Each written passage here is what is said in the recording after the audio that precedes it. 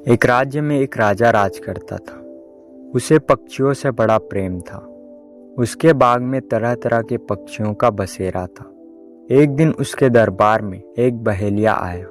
बहेलिया अपने साथ बाज के 2 बच्चे लाया था। उसने दोनों बाज के बच्चे राजा को दे दिए और बदले में इनाम पाकर लौट गया।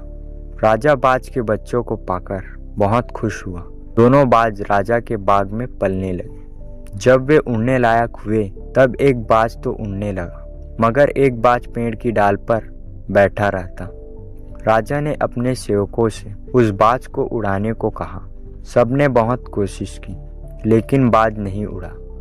अंत में राजा ने पूरे राज्य में घोषणा करवा दी कि जो भी व्यक्ति उस बाज को उड़ाएगा उसे इनाम में 50 स्वर्ण मुद्राएं दी जाएगी। राज्य भर से लोग आने लगे और बाज को उड़ाने का प्रयास करने लगे, लेकिन बाज नहीं उड़ा। धीरे धीरे लोगों ने आना बंद कर दिया। राजा हताश हो गया। उसे लगने लगा कि उसका बाज कभी नहीं उड़ पाएगा। कुछ दिन बीत गए। एक दिन मंत्री एक व्यक्ति को लेकर राजा के पास आया और बोला, महाराज, दूसरा बाज उड़ने लगा। राजा ने चकित होकर पूछा, कैसे? महाराज, इस व्यक्ति ने यह कर दिखाया। मंत्री व्यक्ति की तरफ इशारा करके बोला। राजा ने उस व्यक्ति से पूछा, बताओ तुमने ये कैसे किया? कैसे तुमने बाज को उड़ाया? व्यक्ति बोला, महाराज, मैंने वो डाल काट दी जिस पर बाज बैठा हुआ था।